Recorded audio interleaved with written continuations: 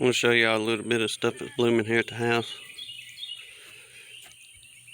A few of my woman's flowers she's got out here. These running roses. And this gladiola right here. We live in Mobile County, northern part of Mobile County. And I can't remember the history of all of it, but during the time they was trying to catch Geronimo, when they finally got their hands on him, they brought him to it's a small town now, about, I don't know, 20 minutes from us, northeast of here. And they took him to a old state hospital. During the war, it was an old fort, Civil War, and it's ammunition fort, and they done all kind of stuff up there, but that's where they brought Geronimo. It ended up being a state hospital for years and years, and I think it finally shut down in the late 90s or something. But right in the ditch line by the old state hospital, these gladiolas just pop up everywhere. A woman and me, we went, I can't tell you how many times through there during the spring and see them pop up right there by the old state hospital. And this is the first bloomage of this year. They usually do pretty good. We've had them a couple years, but those things are pretty.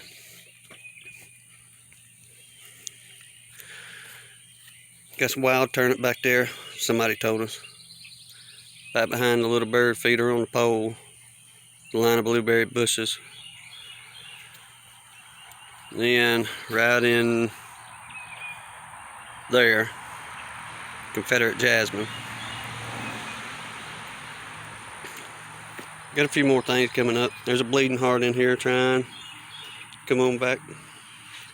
I just want to show y'all these. We got started.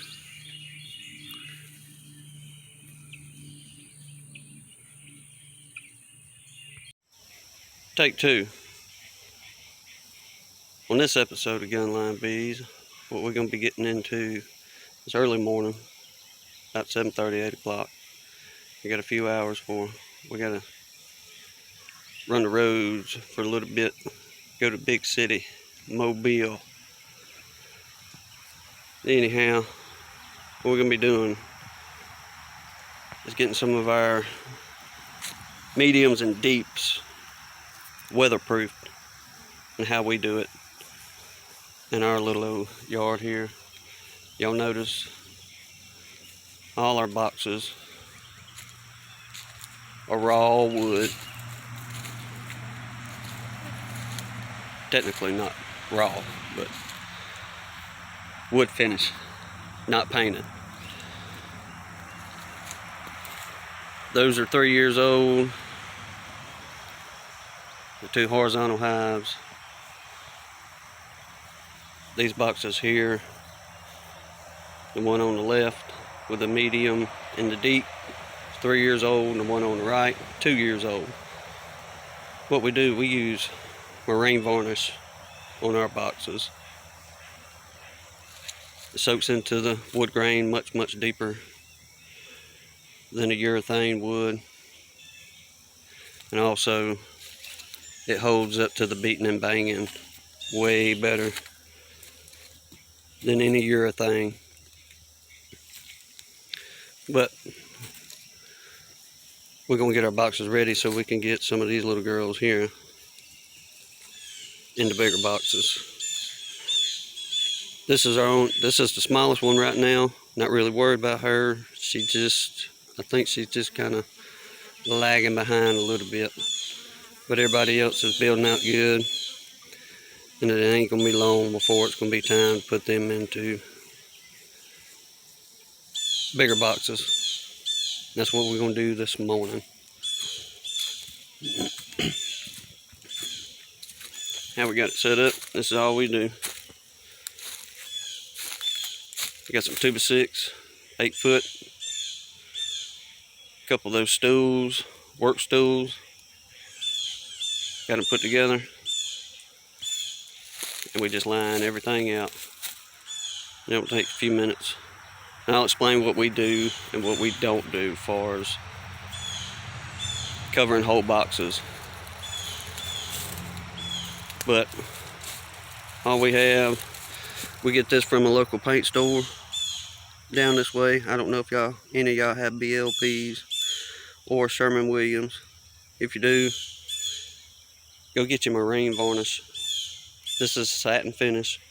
It won't be that shiny, but if you want a shiny look, get you a gloss finish, and they'll shine for years and years. You won't have to worry about trying to touch them up with paint and all that good stuff. This Marine Varnish, in my opinion, holds way better than any polyurethane. Now, if you like to paint your boxes, that's cool too. Painting works just as good. Painting just makes a layer to protect. These varnishes get down into the wood grain and protect deeper into the wood grain. Also protecting the outside of the grain from weather being moved around and beat up. But show you how we do it. Ain't nothing to it.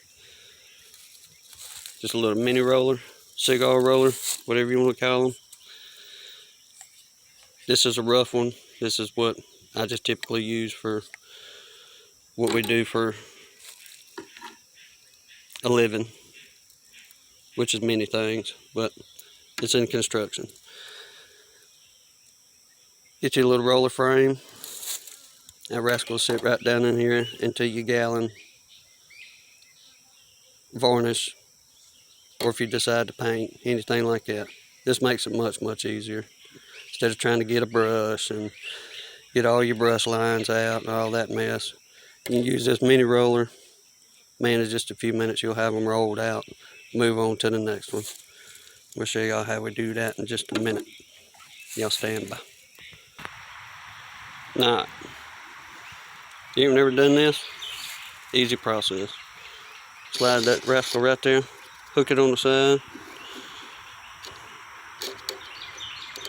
Now all you gotta do,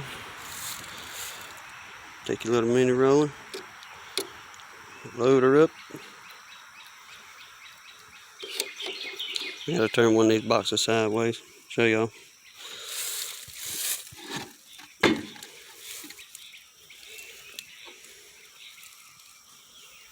All we gonna do, it's real. Don't put it on. Don't push down too hard to start with.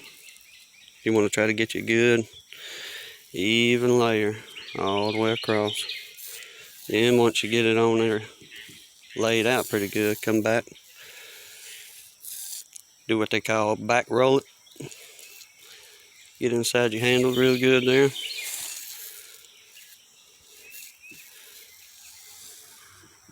Come back and back roll every inch of that thing, especially on the outside. And while you're there, just hit your bottom. Do your bottoms whenever you get all this rolled out. Reason being, if you do it with a loaded roller to where you just pulled it out of the paint bucket, you're going to be dripping stuff everywhere. There's plenty enough in that roller there at the end to hit that bottom. Push into your corners. Your dovetails real good. Make sure it gets on down in there. Don't be scared to use it. Put it on there, lay it on there thick. All we're going to do, turn her over, go back, reload.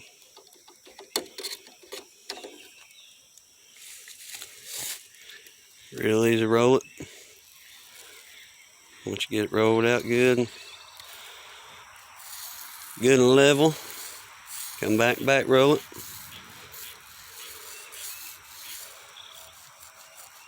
Like I say, get them dovetails real good. That way it sinks on down in there. You'll be able to look at that wood and see if you missed a spot. Like right now, see how shiny all that is? Now I ain't fooled with that handle any. Look for spots like that. We'll take our holidays. Make sure you get every square inch of this box on the outside. Mainly on the outside. The inside I don't fool with much. I just do the bottom lips. That way if rainwater tries to come underneath it, this part is protected as well.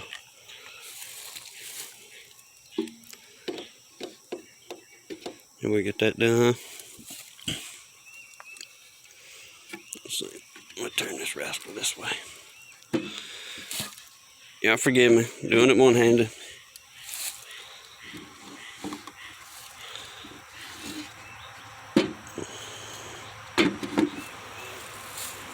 Load it back up.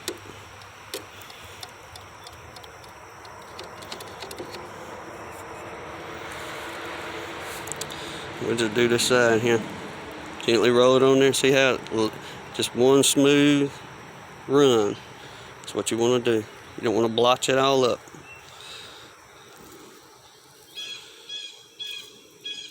And once you get that laid on there, come back roll it. Same song, different verse.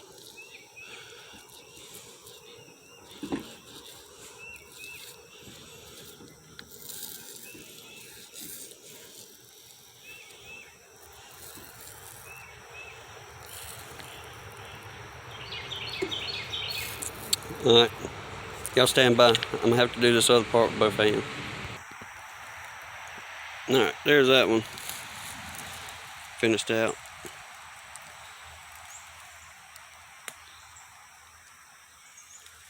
Show y'all the difference. That's just raw wood without no finish. That's a pretty satin finish. Look, the only thing else I do is in my bottom, I roll up about an inch or two, no more than that, around the whole bottom of the box. Reason being, this is just me, but reason I do that is because from time to time, if you get a good heavy rain and it's new boxes and the bees ain't been able to propolize or get everything waterproofed on their end, I done lost my whole train of thought, people.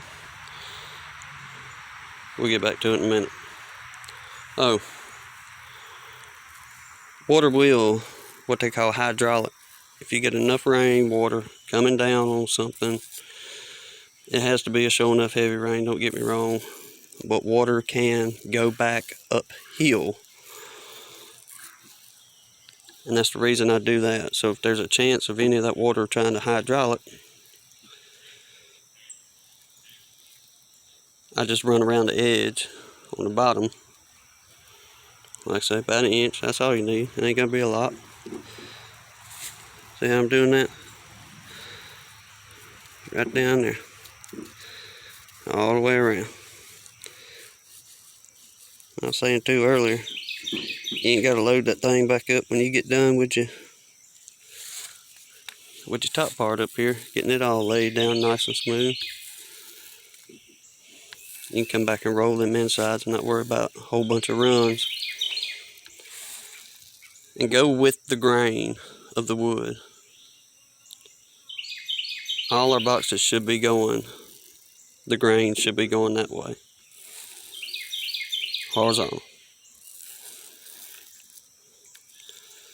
Reason being, that would allow this varnish to seep in much deeper, a whole lot better, and it looks better instead of going up and down with it. You can do it right before you do your last finish, but come back on the very last roll and lay that down. I don't suggest doing it that way, but if you have to, sometimes you got to get into a spot, but go with the grain.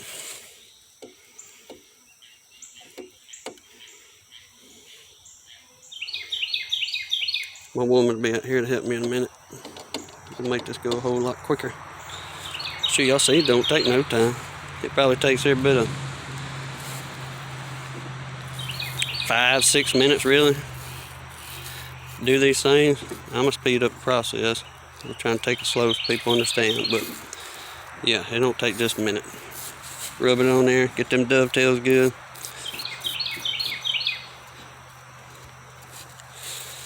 Lay them babies down.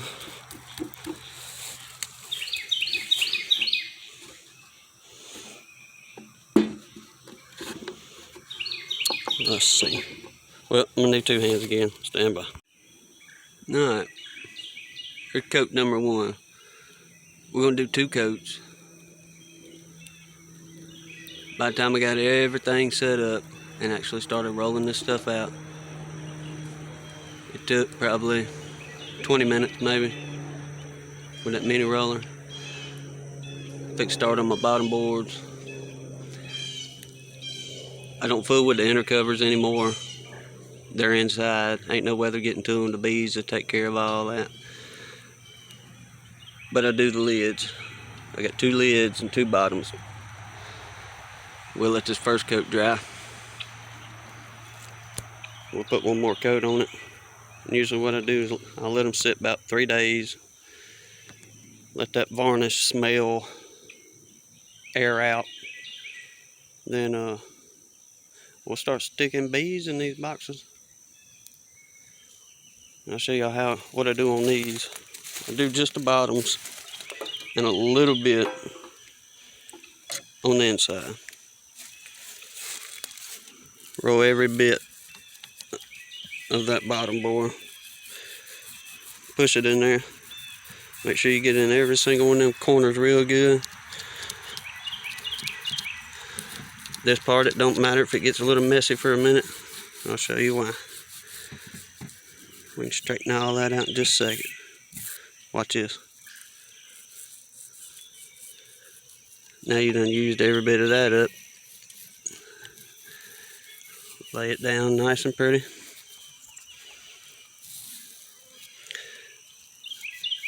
Like I said, getting them corners real good. And I'm rolling with the grain. And I know I said a while ago, don't roll against the grain. But on this, you kind of have to get down in them corners really good. You don't want any moisture getting in your corners. That's going to be your most vulnerable area as far as things holding together. Back in those corners. Now we'll come back and roll it out with the grain.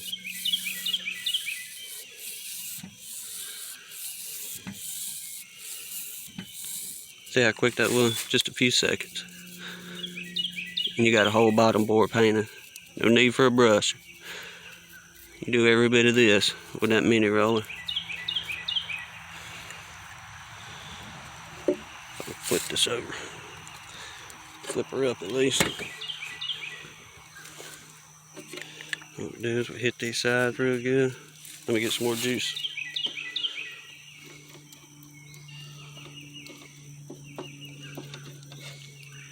Now,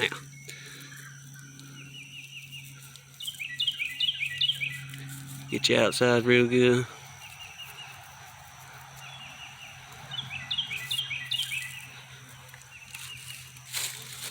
We're over here this side.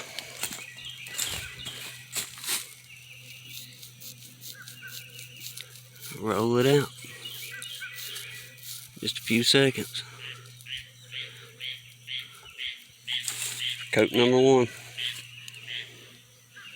Let me show y'all what I do on the inside part. Pardon me. Oh. Do the rail side. And I just turn it and get just a little bit on the inside.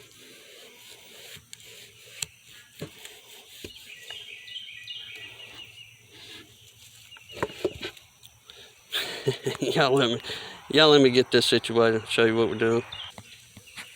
Alright, sorry about that, yeah. Alright, this is going to be the entrance portion of the box. It's where the bees are actually going to be coming in, walking down, coming up to their frames. All I do on it, I just run around about the width of that mini roller. The bees will take care of everything else. That way, this just keeps any water that may try to travel back behind your entrance, and it protects any exposure that is on the outside that the bees ain't taking care of. This just helps protect that raw wood and keeps it longer. Like I said, everything else in the middle, I got to get that spot down there, but the bees will take care of it. Like I say, keeping everything else clean and dry. You ain't got to worry about moisture in there. If anything, it'll help, especially with us down here in the south, as much humidity we deal with throughout the year. I mean, you can paint boxes, you can varnish boxes, you can urethane boxes. You're still going to get moisture in them. But that's it. Finish this one. Like I said, I got my 2 lids over there. Easy, easy.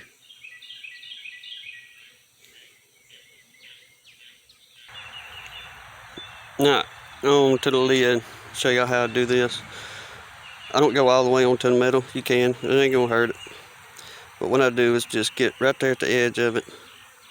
And as I'm going, I got this roller at an angle, just a little bit. What I'm doing is pushing that varnish up underneath that metal the best I can. That way, once again, if water tries to travel uphill, and it will do if there's enough rain, you got that protection in there. Now, just do your little lips. I just kind of run along just on the inside edge. Once again, I'll flip it over in a minute, make sure I got everything good. But see how I'm doing? Smash it in there, it ain't gonna hurt it. When you get done all smashing it in and it's running everywhere, just come back real nice and gentle. Roll it out. That grass out the way.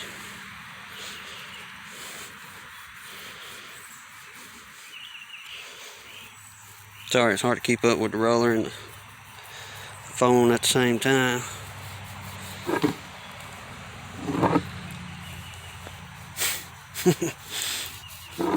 Yeah, see?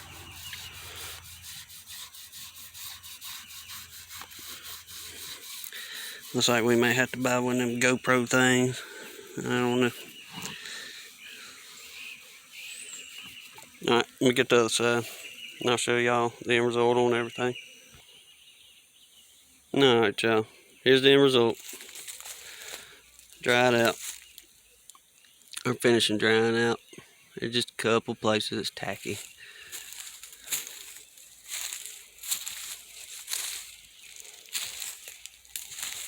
That's what you get with a marine varnish. Like I said, we just do this because we like the raw wood look.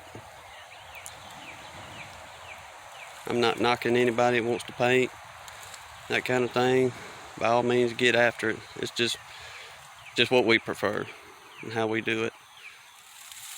And it lasts. And with this marine varnish, I may have said it before, but in a couple years, it won't be yellowing. That polyurethane will turn a yellow, and it does not hold up nowhere as good as marine varnish. So, just want to show y'all finished product here. Do your little entrances too, or your doorways, whatever you can call them. I'm gonna show y'all the cleanup process. Super simple. Take your frame out, paint frame. I just stuck mine in a bag for a few minutes, keep it wet. But I'm gonna show y'all how to clean this up quick. Cleanup's done. Throw that thing away. Get your frame. It'll cooperate. Take your frame. It's stuck on my boot. And just set that rascal right on the end of where you're working. Let it dry. It'll be good to use on the next round, whether it's a week, 6 months. Take your little plastic bag. Find where your mini roller went to. There it is.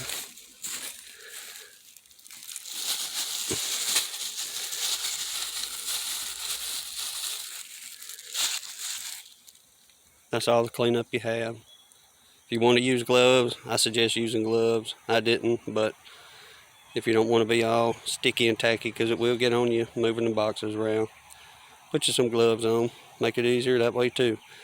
When you're done, throw your mini roller in a bag, throw your gloves in a bag.